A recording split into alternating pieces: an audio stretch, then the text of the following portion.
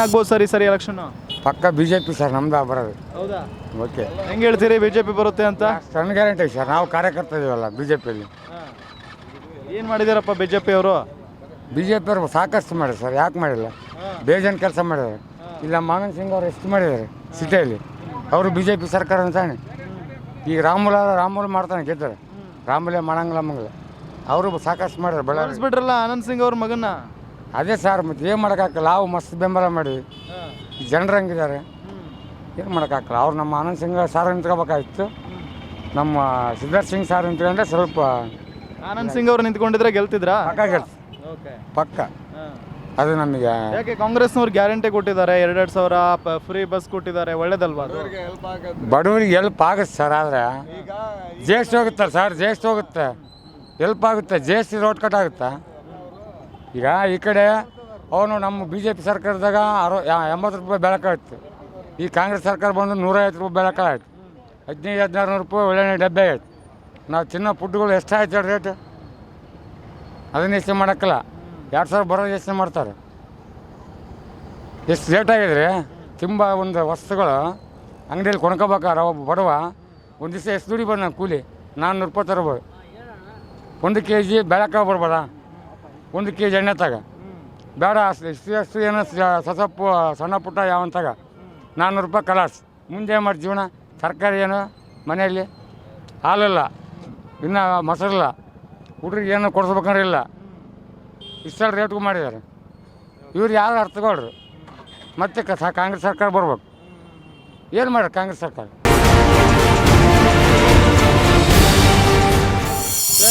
ನಿಮ್ಮ ಓಟ್ ಯಾರಿಗೆ ಬಾರಿ? ನಮ್ಮ ಓಟ್ ನಮ್ಮ ಪಕ್ಕ BJP ಸರ. ಏನಿಲ್ಲ, ನಮ್ದೇನಂದರೆ ಮೀಡಿಯಾ ಒಂದು ಕರೆಕ್ಟಾಗಿ ಜನರ ಏನು ಸಮಸ್ಯೆಗಳದ ನೋಡ್ರಿ, ಅದ್ರ ಬಗ್ಗೆ ಡಿಸ್ಕಸ್ ಮಾಡಿ ಅದ್ರ ಮಂದಿ ಮುಂದಿಟ್ರೇ ಚಿತ್ರಣನ ಬದಲಾಗತ್ತೆ ಸರ್. ಮೀಡಿಯಾ ಐತೆ ನೋಡ್ರಿ 90%, ಅದು ಮೋದಿ ಮೀಡಿಯಾ ಅಂತಾರೋ ಏನೋ, ಅದು ಕರೆಕ್ಟೋ ನಿಜ ಗೊತ್ತಿಲ್ಲ. ಬಟ್ ಈಗಂಕ್ರಿ ನಡೆಯೋ ಡಿಬೇಟ್ಗಳು ಎಲ್ಲ ಸರ್ಕಾರದ ಪರವಾಗಿ ಮಾತಾಡ್ತಾರೆ. ಮೀಡಿಯಾ ಯಾವತ್ತೂ ಸರ್ಕಾರದ ವಿರುದ್ಧವಾಗಿದ್ರೇ ದೇಶ ಐತಲ್ಲ ಅಭಿವೃದ್ಧಿಗೊಳ್ಳೋದು. ಅವ್ರು ಹೇಳಿದ್ದೆ ಕರೆಕ್ಟ್ ಅನ್ಕಂತ ಮೀಡಿಯಾ ನಡೆದ್ರೆ ಏನಾಗಲ್ಲ. ಜನರಿಗೆ ತಲುಪೋದೇ ಮೀಡಿಯಾಲಿಂತ. 90% ಮೀಡಿಯಾ ಎಲ್ಲ ಅವ್ರ ಕೈಯಲ್ಲಿದ್ದು ಅವ್ರು ಹೇಳಿದ್ದೇ ನಡೀತೈತೆ ಅಂದರೆ ಭಾಳ ಕಷ್ಟ ಸರ್. ಅದೇ ಈಗ ಹೇಳ್ತಿದ್ರು ರೇಟ್ ಜಾಸ್ತಿ ಆಗೈತೆಲ್ಲ, ನೀವು ಕೇಳಿ ಅವ್ರು ಕಂಪೇರ್ ಮಾಡೋಕೆ ಹೇಳಿ. BJPಗೆ ಓಟ್ ಆಗಲಿ ಯಾವುದಕ್ಕೆ ಆಗಲಿ 10 ವರ್ಷ ಗ್ಯಾರಂಟಿಯಿಂದ ಎಲ್ಲ ಗ್ಯಾರಂಟಿಗೆ ಹಣ ಸುರಿದ್ರೆ ಬೇರೆ ಅಭಿವೃದ್ಧಿ ಕೆಲಸಗಳು ಆಗ್ತಿಲ್ಲ ಅನ್ನೋ ಆರೋಪ ಇದೆ, ಹೌದಾ? ಅಂದರೆ ಸ್ವಲ್ಪ ಕುಂಠಿತ ಆಗಿದೆ, ಹಂಗಂತಿಲ್ಲ, ಒಟ್ಟ ಆಗ್ತಿಲ್ಲ ಅಂತೇನಿಲ್ಲ. ಗ್ಯಾರಂಟಿ ಒಪ್ಕೊಳ್ತೀರಾ ನೀವು, ಬೇಕು ಅಂತೀರಾ? ಅದರಲ್ಲಿ ಕೆಲವು ಒಳ್ಳೇದೇ ಇದ್ದಾವೆ. ಅಂದರೆ ಈಗ ಬಸ್ಸಲ್ಲಿ ಫ್ರೀ ಅಂದರೆ ಮಹಿಳೆಯರಿಗೋಸ್ಕರ ಮಾಡಿದ್ದು, ಅದು ಚೆನ್ನಾಗೇ ಇದೆ. ಅದನ್ನೇ ವಿದ್ಯಾರ್ಥಿಗಳಿಗೆ ಕೊಡಬೇಕಾಗಿತ್ತು, ವಯಸ್ಸಾದವ್ರಿಗೆ ಕೊಡಬೇಕಾಗಿತ್ತು, ಎಲ್ರಿಗೂ ಯಾಕೆ ಕೊಟ್ಟರು ಅಂತ. ಅದೇ ಈಗ ಮಹಿಳೆಯರು ಮುಂದೆ ಬರಲಿ ಅಂತಲೂ ಮಾಡಿದ್ದು. ಈಗ ಜನರಿಗೆ ಅಂದರೆ 65 ವರ್ಷ ಮೇಲ್ಪಟ್ಟವ್ರಿಗೂ ಫ್ರೀ ಮಾಡ್ತೀವಿ ಅಂತೇಳಿ ಹೇಳೋರು ಮೊನ್ನೆ ಗೃಹ ಸಚಿವ ಪರಮೇಶ್ವರ್ ಅವರು. ಅದನ್ನು ಮಾಡ್ತಾರೆ, ಇಲ್ಲ ಅಂತಿಲ್ಲ. ನಾನು ಹೇಳ್ತಿರೋದೇನೆಂದರೆ ಪಕ್ಷಾತೀತವಾಗಿಲ್ಲಾರ್ದಂಗೆ ಕರೆಕ್ಟಾಗಿ ಅಭಿವೃದ್ಧಿ ಕಡೆ ಹೋಗ್ಬೇಕು ಹೊತ್ತು ಜಾತಿ ಧರ್ಮ ನೋಡಿ ಎಲೆಕ್ಷನ್ ಮಾಡಬಾರ್ದು ಅನ್ನೋದು ಸರ್. ಫ್ರೀ ಕೊಡೋದ್ರಿಂದ ಯಾವುದೇ ಕಾರಣ ಯಾವುದೇ ಉದ್ಧಾರ ಅಂತ ಆಗಲ್ಲ. ಸರ್ಕಾರಗಳು ಫ್ರೀ ಕೊಡೋದ್ರಿಂದ ಯಾವುದೇ ಉದ್ಧಾರ ಆಗಲ್ಲ. ಇನ್ನೊಂದೇನೆಂದರೆ ಬಡವರಿಗೆ ಯಾವ ಥರ ಸೌಲಭ್ಯಗಳು ಸಿಗಬೇಕು, ಅವ್ರದ್ದೇ ಆದಂಥ ಕೆಲವರು ಮನೆ ಇಲ್ದವ್ರು ಇರ್ತಾರೆ, ಕೆಲವರು ಬಾಡಿಗೆ ಮನೆಯಲ್ಲಿ ಭಾಳ ವರ್ಷಗಟ್ಟಲೆಯಿಂದ ಇರ್ತಾರೆ. ಅಂಥವ್ರಿಗೆ ಯಾವುದಾದ್ರು ಸರ್ಕಾರ ಮುನ್ನೆಚ್ಚರಿಕೆಯಿಂದ ಅಲ್ಲಿ ಇರ್ತಕ್ಕಂಥ ಊರಿನ ಹಿರಿಯರು ಏನಿರ್ತಾರಲ್ಲ ಅವರೆಲ್ಲ ತಿಳ್ಕೊಂಡು ಓಡಾಡಿ ಮಾಡಬೇಕು. ಬರೀ ನನ್ನ ಪಕ್ಷ ನಿನ್ನ ಪಕ್ಷ, ನನ್ನ ಪಕ್ಷ ನಾನು ಗೆಲ್ಲಬೇಕು. ಈಗ ನೋಡಿ, ಈಗ ಸಿದ್ದರಾಮಯ್ಯವರು ಬರೀ ಎಲೆಕ್ಷನ್ ಟೈಮ್ನಲ್ಲಿ ಬಂದು ಹೋದರು, ಮೋದಿನವರು ಎಲೆಕ್ಷನ್ ಟೈಮ್ನಲ್ಲಿ ಬರ್ತಾರೆ. ಆದರೆ ಯಾವುದೇ ಥರ ಇದು ಬಡವರಿಗಾಗಲಿ ಮಧ್ಯಮ ವರ್ಗದವ್ರಿಗೆ ಯಾರಿಗೂ ಇಂಪ್ರೂವ್ಮೆಂಟೇ ಇಲ್ಲ. ಏನಂದರೆ ದುಡ್ಡಿರ್ತಾರೆ, ಇಂಪ್ರೂವ್ಮೆಂಟ್ ಆಗ್ತಾ ಇದ್ದಾರೆ, ಬಡವರು ಕೆಳಮಟ್ಟಕ್ಕೆ ಹೋಗ್ತಾ ಇದ್ದಾರೆ. ಇದ್ರ ಬಗ್ಗೆ ಯಾವುದೇ ಮೀಡಿಯಾದಲ್ಲಿ ಇವತ್ತಿನವರೆಗೂ ಚರ್ಚೆನೇ ಆಗ್ತಾಯಿಲ್ಲ. ಚರ್ಚೆ ಆಗ್ತಿರೋದು ಒಂದು ರಾಮ ಮಂದಿರ, ಒಂದು ಸಿದ್ದರಾಮುಲ್ಲಾ ಖಾನ್ ಅಂತಾರೆ, ಒಂದು ಮೋದಿ ಅಂತಾರೆ. ಅದು ಬಿಟ್ಟರೆ ಬೇರೆ ಈ ಮ್ಯಾಟ್ರೇ ಇಲ್ಲ. ಯಾವ್ದು ದೀಪಿಕಾ ಪಡುಕೋಣೆ, ಒಂದು ಶಾರುಖ್ ಖಾನ್ ತೋರಿಸ್ಬಿಡ್ತಾರೆ, ಆಗೋಯ್ತು.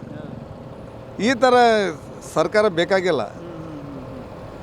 ಮಾಡಿರಿ, ಒಂದು ಮಾಧ್ಯಮದವರು ತಿಳಿಸ್ರಿ ಜನರುಗಳ ಪರಿಸ್ಥಿತಿಗಳು. ಭಾಳಷ್ಟು ಸ್ಕೂಲ್ಗಳಾಗಿಲ್ಲ, ಭಾಳಷ್ಟು ಕೊಳಚೆ ಪ್ರದೇಶಗಳಲ್ಲಿ ಜನಗಳು ವಾಸಿಸ್ತಾರೆ, ಕುಡಿಯೋಕ್ಕೆ ನೀರಿನ ಸೌಲಭ್ಯ ಇಲ್ಲ. ಭಾಳಷ್ಟು ಜನದಲ್ಲಿ ಏನೇನೋ ಭಾಳಷ್ಟು ತೊಂದರೆಗಳಿದ್ದಾವೆ. ಆ ಸಮಸ್ಯೆಗಳಿಗೆ ಯಾರೂ ಸ್ಪಂದಿಸ್ತಾನೇ ಇಲ್ಲ. ಏನು ಮೇನ್ ಒಂದು ನೋಡೋಕ್ಕಾಗಿ ಒಂದು ರೋಡ್ ಆಗ್ಬಿಟ್ರೆ ಇಂಪ್ರೂವ್ಮೆಂಟ್ ಆಗ್ಬಿಡುತ್ತೆ. ಅದು ಅಲ್ಲ ಇಂಪ್ರೂವ್ಮೆಂಟ್ ಅಂದರೆ ಒಂದು ಶಿಕ್ಷಣ ಕಡೆಯಿಂದ ಆಗಬೇಕು, ಒಂದು ಮೂಲಭೂತ ಸೌಕರ್ಯಗಳು ಯಾವಿಲ್ಲ ಸರಿಯಾಗಿ, ಅದು ಯಾವುದೂ ಇಲ್ಲ. ಒಂದೇ ಸರಿ ನೀಟಾಗಿ ಏನಂದರೆ ನಾವು ಮಾಡಿದ್ದೀವಿ. ಯಾವ ಸರ್ಕಾರ ಬಂದರೆ ಒಳ್ಳೆಯದು ಈ ಸಾರಿ ಹಾಗಾದರೆ ನಿಮಗೆ, ನಿಮ್ಮ ಪ್ರಕಾರ? ಒಂದಂತೂ ನಾನು ಹೇಳೋದು ಜನರಲ್ಲಿ ರಿಕ್ವೆಸ್ಟ್ ಮಾಡೋದು ಒಂದೇ, ಪ್ರತಿ ಸಾರಿ ಒಂದೇ ಸರ್ಕಾರ ತಂದರೆ ಪಿತ್ತ ಅವ್ರಿಗೇನು ಮದ ಅನ್ನೋದು ತಲೆಗೇರ್ಬಿಡುತ್ತೆ. ಚೇಂಜ್ ಮಾಡಿ, ಒಂದ್ಸಲ ಒಂದ್ಸಲ ಇವ್ರನ್ನ ಚೇಂಜ್ ಮಾಡಿ, ಆಗ ಕೆಲಸಗಳಾಗುತ್ತೆ. ನೀವು ಪ್ರತಿ ಸಾರಿ ಒಂದೇ ಸರ್ಕಾರ ತಂದರೆ ಹೆಂಗಿದ್ರೆ ನಾವೇ ಬರೋದು, ನಾವು ಏನು ಮಾಡಿದ್ರು ನಡೆದೋಗುತ್ತೆ ಅನ್ನೋ ಒಂದು ಮೆಂಟಾಲಿಟಿ ಅವರಲ್ಲಿರುತ್ತೆ.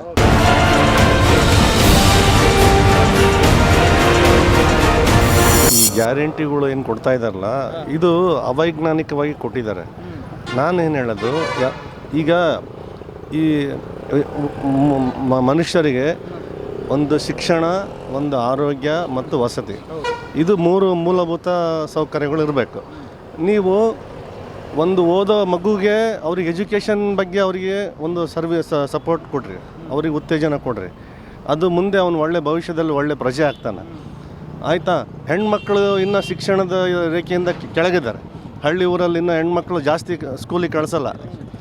ಈ ಅಂಥ ಇವ್ರೇನು ಗ್ಯಾರಂಟಿ ಹಂಗೆ ಕೊಡೋ ಬದಲು ಡೈರೆಕ್ಟಾಗಿ ಎಜುಕೇಷನ್ಗೆ ಕೊಡಲಿ. ವಯಸ್ಸಾಗಿರೋರಿಗೆ ಹೆಲ್ತ್ ಪ್ರಾಬ್ಲಮ್ ಇರುತ್ತೆ, ಅವ್ರಿಗೆ ಸಾಕೋಕ್ಕಾಗಲ್ಲ, ಅಂಥವ್ರಿಗೆ ಹೆಲ್ತ್ ಪ್ಯಾಕೇಜ್ ಕೊಡಲಿ. ಅದು ಬಿಟ್ಟು ಸುಮ್ಮನೆ ಈಗ ಫ್ರೀ ಗ್ಯಾರಂಟಿ ಕೊಟ್ಟು ದುಡಿಯೋರ್ನೂ ಸಹ ಸೋಂಬೇರಿ ಮಾಡಿಬಿಡ್ತಾರೆ. ಇವ್ರೇನು ಮಾಡಿದ್ದಾರೆ, ಒಂದು ಕೈಯಲ್ಲಿ ಕೊಟ್ಟಿದ್ದಾರೆ, ಇನ್ನೊಂದು ಕೈಯಲ್ಲಿ ಕಸ್ಕೊಂಡಿದ್ದಾರೆ. ಈಗ ನೋಡಿರಿ, ಮುದ್ರಣ ಕಾಗದ ಇತ್ತು, 10-20 ರೂಪಾಯಿ ಬರೋದು ಮಿನಿಮಮ್ 100 ರೂಪೀಸ್ ಮಾಡಿದ್ದಾರೆ. ಅಫಿಡೇವಿಟ್ ಬೇಕಂದರೆ 500 ರೂಪೀಸ್ ತೊಗೋಬೇಕು. ಆಮೇಲೆ ನಿಮಗೆ ಟ್ಯಾಕ್ಸ್ ಸಿಕ್ಕಾಪಟ್ಟೆ ಜಾಸ್ತಿ ಮಾಡಿಬಿಟ್ಟಿದ್ದಾರೆ. ನೀವು ಈಗ ಆಲ್ಮೋಸ್ಟ್ ಕೂಲಿಕಾರ ಜನ ದಿವಸ ಅವರು ಮದ್ಯಪಾನ ಸೇವನೆ ಮಾಡ್ತಾರೆ. ಮದ್ಯಪಾನ ರೇಟ್ 1:100 ಮಾಡಿದ್ದಾರೆ. ಇವರೇನು 2,000 ರೂಪಾಯಿ ಅವರು ಕೊಟ್ಟಿದ್ದಾರಲ್ಲ, ಅವ್ರ ಕಡೆಯಿಂದ 4,000 ಕಿತ್ಕೊಂತಾರೆ. ಅದರಿಂದ ಏನು ಉಪಯೋಗ ಆಗಲ್ಲ.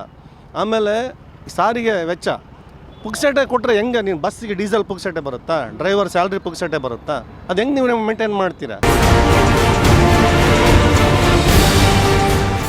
ನಾವು ತೆರಿಗೆ ಕಟ್ಟಿರೋ ದುಡ್ಡು ದುರುಪಯೋಗ ಆಗುತ್ತೆ, ಪ್ಲಸ್ ಉದ್ದೇಶನೂ ಈಡೇರಂಗಿಲ್ಲ.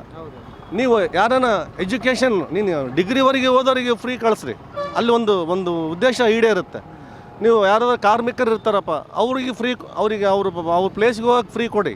ಅದು ಬಿಟ್ಟು ಸುಮ್ಮನೆ ಎಲ್ಲರಿಗೂ ಫ್ರೀ ಅಂತ ಕೊಟ್ಟು ಅವ್ರನ್ನ ದಾರಿ ತಪ್ಪಿಸ್ದಂಗೆ ಆಗುತ್ತೆ.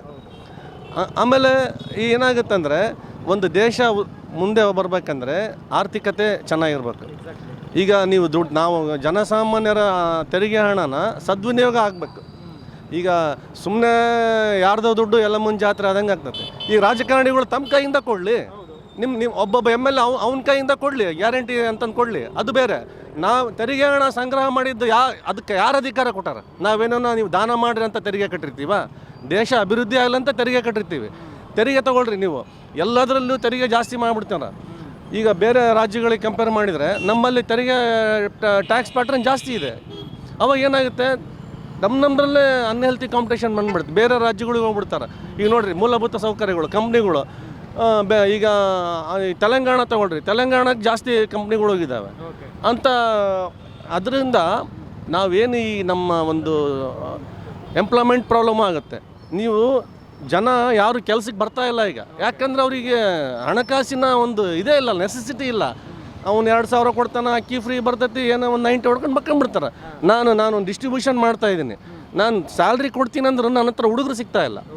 ಸುಮ್ಮನೆ ಆಡಿಕೆ ಮಾತು ಎಲ್ಲರೂ ಕೆಲಸ ಇಲ್ಲ ಅಂತಾರೆ. ನೀವು ಯಾವುದೇ ಲಾಡ್ಜಲ್ಲಿ ಹೋಗ್ರಿ, ಯಾವುದೇ ಈ ಪ್ರೈವೇಟ್ ಸೆಕ್ಟ್ರಲ್ಲಿ ಹೋದರೆ ಕೆಲಸಗಾರದ್ದು ಕೊರತೆ ಆಯ್ತಂತ ಎಲ್ಲರೂ ಹೇಳ್ತಾರೆ.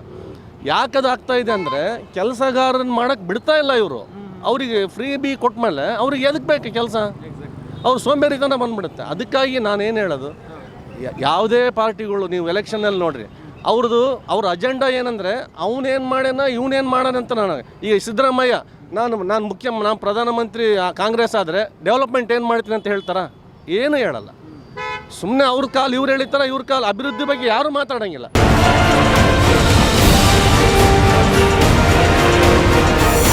ಈಗ BJP ಅವರೇ ಆಗಲಿ, ಈಗ ನಾನು 10 ವರ್ಷದಿಂದ ಏನೇನು ಮಾಡೀನಿ ಅಂತ ಅವ್ರ ಅಂಕಿಅಂಶ ತೊಗೊಂಡು ಬರೋದೇ ಇಲ್ಲ. ಈಗ ನಾನೇನು ಹೇಳೋದು ನಾವು ಇದ್ರದ್ದು ಕಾರಣ ಏನಪ್ಪ ಅಂದರೆ ನಾವು ಎಚ್ಚೆತ್ಕೋಬೇಕು.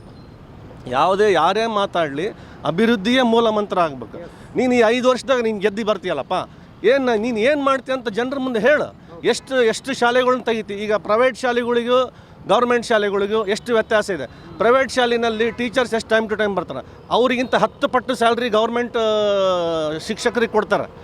ಅಲ್ಲಿ ಆದರೆ ಸರಿಯಾದ ವ್ಯವಸ್ಥೆ ಇರೋಂಗಿಲ್ಲ. ಲೈಬ್ರರಿ ಇರ್ತತೆ, ಅದನ್ನು ಸರಿಯಾಗಿ ನಿರ್ವಹಣೆ ಇರೋಂಗಿಲ್ಲ.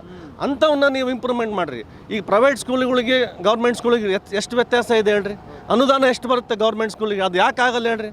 ನೀವು ಈ ಫ್ರೀ ಕೊಡೋ ಬದಲು ಅದನ್ನು ರೆಡಿ ಮಾಡ್ರಲ್ಲ. ಹಾಸ್ಪಿಟ್ಲ್ ಹೋಗ್ರಿ, ಗೌರ್ಮೆಂಟ್ ಹಾಸ್ಪಿಟ್ಲಾಗ ಒಂದು ನೈಟ್ ಟೈಮ್ ಹೋದ್ರೆ ಒಂದು ಆಕ್ಸಿಜನ್ ಸಿಗೋಂಗಿಲ್ಲ. ಅಂಥವನ್ನೆಲ್ಲ ಮಾಡಿರಿ. ಅದು ಬಿಟ್ಟು ಸುಮ್ಮನೆ ಅವನಿಗೆ ಒಟ್ಟು ಏನಪ್ಪ ಜನರ ಮೂಗಿಗೆ ತುಪ್ಪ ಹಚ್ಚಿ ಅವ್ರನ್ನ ಬಕ್ರ ಮಾಡೋದು. ಜನ ಎಚ್ಚೆತ್ಕೋಬೇಕು, ಜನ ಹುಷಾರಾಗಬೇಕು. ಯಾರು ಅಭಿವೃದ್ಧಿ ಮಾಡ್ತಾರೋ ಅವ್ರಿಗೆ ನಮ್ಮ ಓಟು.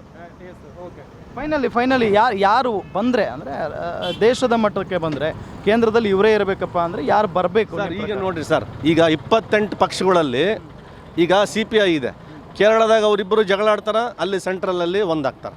ಮಮತಾ ಬ್ಯಾನರ್ಜಿ ಬಂಗಾಲಲ್ಲಿ ಜಗಳ ಆಡ್ತಾರೆ, ಸೆಂಟ್ರಲಲ್ಲಿ ಒಂದಾಗ್ತಾರೆ. ಅದು ಹೆಂಗೆ ಸಾಧ್ಯ ಆಗುತ್ತೆ ಹೇಳ್ರಿ? ಈಗ ಒಂದು ಗಟ್ಟಿ ನಾಯಕತ್ವ ಮೋದಿಗೆ ಪ್ಯಾರಲಲ್ಲಪ್ಪ. ಯಾರನ್ನ ನೀವೇ ಹೇಳ್ತೀರಾ? ಯಾರು ಇಲ್ಲ ಅವ್ರಿಗೆ ಸಮನಾಗಿರೋರು ಯಾರೂ ಇಲ್ಲ. ನೀವು ರಾಜ್ಯದಲ್ಲಿ ನಿಮ್ಮ ಆ ರಾಜ್ಯವಾರು ವಿಷಯಗಳು ಇರ್ತವೆ, ಅದ್ರ ಬಗ್ಗೆ ಅವರು ಮತದಾರ ತೀರ್ಮಾನ ಮಾಡಲಿ. ಆದರೆ ದೇಶ ಗಟ್ಟಿಯಾಗಿರಬೇಕು, ನಮ್ಮ ದೇಶ ಸುರಕ್ಷಿತವಾಗಿರಬೇಕು ಅಂದರೆ ಮೋದಿನೇ ಬಲಿಷ್ಠವಾದ ನಾಯಕ. ಅವ್ರಿಗೆ ಸಮನಾಗಿರೋರು ಯಾರೂ ಇಲ್ಲ. ವೀಕ್ಷಕರೇ, ನೋಡಿದ್ರಲ್ಲ, ಇದು ಹೊಸಪೇಟೆ ಕ್ಷೇತ್ರದ ಮತದಾರರ ಒಂದು ಅಭಿಪ್ರಾಯ. ಭಾಳಷ್ಟು ಜನ ಮೋದಿನೇ ಪ್ರಧಾನಿ ಆಗಬೇಕು ಅಂತ ಹೇಳ್ತಾ ಇದ್ದಾರೆ. ಇನ್ನೂ ಕೆಲವೊಂದಿಷ್ಟು ಜನ ಇಲ್ಲ, 10 ವರ್ಷ ಆಳ್ವಿಕೆ ಮಾಡಿದ್ದಾರೆ, ಬದಲಾಗಬೇಕು ಈ ಬದಲಾದ ಪರಿಸ್ಥಿತಿಯಲ್ಲಿ ಅಂತ ಹೇಳಿ ತಮ್ಮ ಅಭಿಪ್ರಾಯವನ್ನು ತಿಳಿಸಿದ್ದಾರೆ.